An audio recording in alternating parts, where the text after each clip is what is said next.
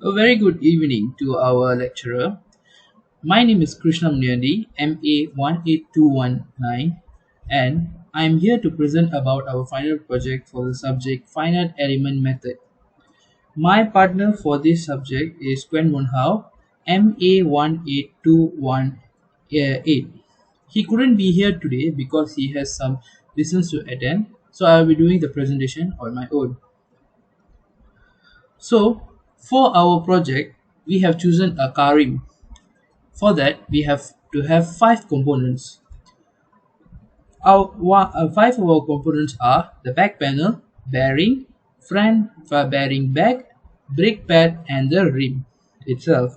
So let's see our parts one by one. This, as you can see, is the back panel of our car rim. This is the back, and this is to the right.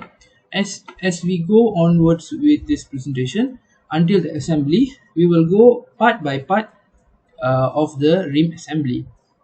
Next is the bearing back, which is attached to the back plate.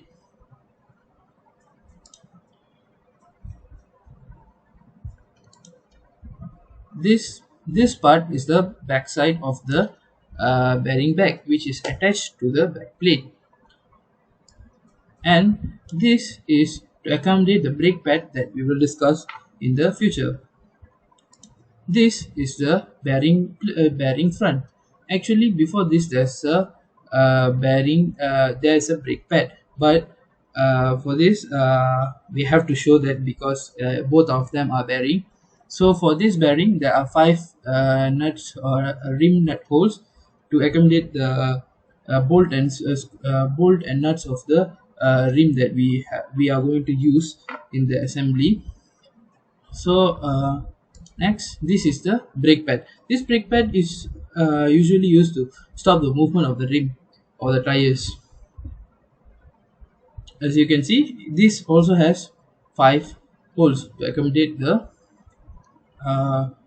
the bolt and nut. Next, this is the original rim without any improvements. This is the original rim. As you can see, there are five holes, and these are the rims. Now let's see how this looks after assembly. This is how it looks, the original part looks after assembly. So you can see this is the back plate, this is the back bearing, this is the brake pad, sorry, this is the brake pad, and this is the front bearing, and this is the car rim.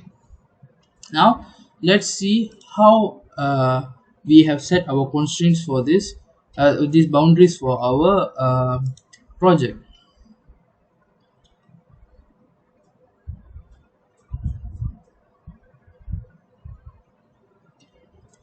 For this analysis, we have set linear static analysis, and for this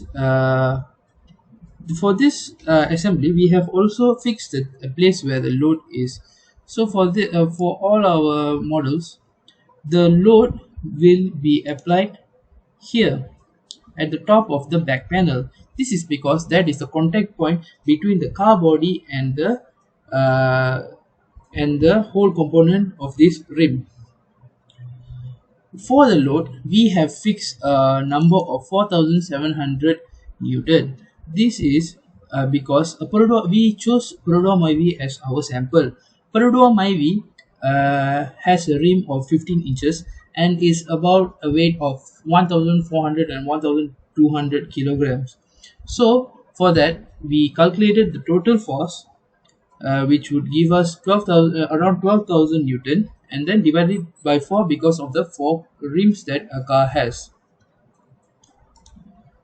So for our report, we used a general mesh of 0.02 to get an accurate um, representation of the uh, total displacement, the stress analysis, and the strain analysis for this For this, I will show you the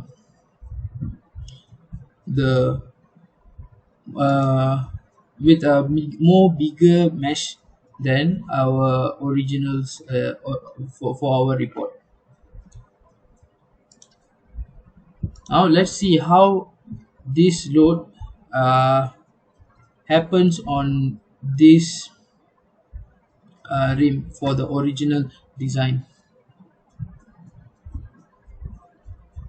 And for this project, we have used a surface contact. We have changed it from automatically by default to separation.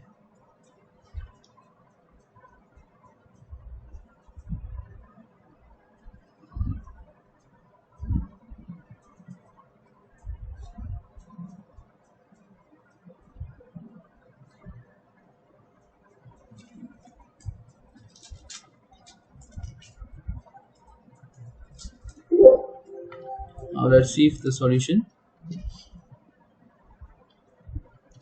As you can see, the back panel has displaced a lot, has moved a lot, and as you can see, the minimum stress that this rim shows is 0, and the maximum is 5.96 to the power 10 to the power of 8. This is stress.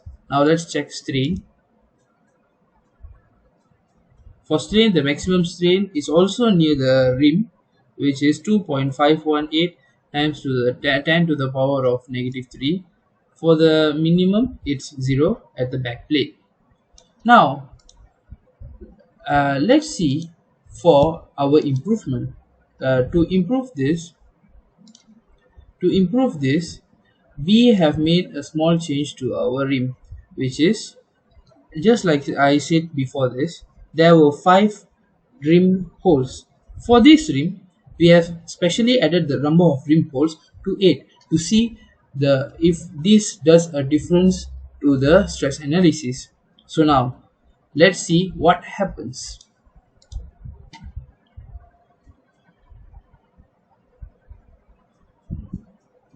So as usual, let's change this to 0.05. We have not changed anything else, just the number of rim holes to check if and see if there's any difference. And for your information, the rim holes and the back plate and all and this blue stuff that is here in this rim components are bolt and nuts. We have already set it using the constraint the component section in the Nastran that is given.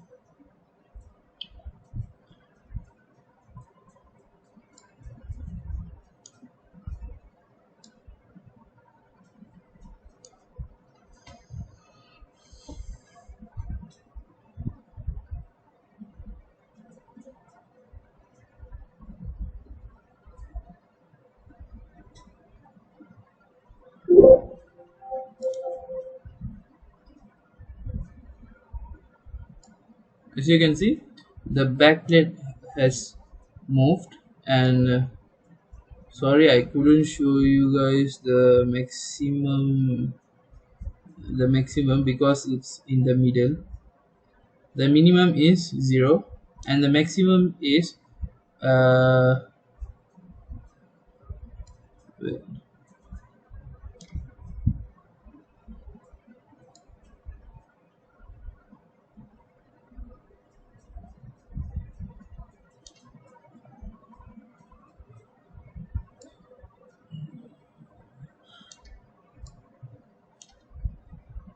okay, the maximum is actually 0.00174015. Sorry I couldn't give you uh, the results because we couldn't see through. For the strain, okay, for the strain, the minimum is 0.0 and the maximum is 1.68. 10 times by 10 to the power of negative 3. So comparing the strain and the stress from the original, we can see a huge difference. Not only this, we also tried a curved rim type. If it does make any difference, and it doesn't make any difference, so we stick with this improvement. So I think that we have solved the improving part. And thank you very much for listening to our presentation. Thank you.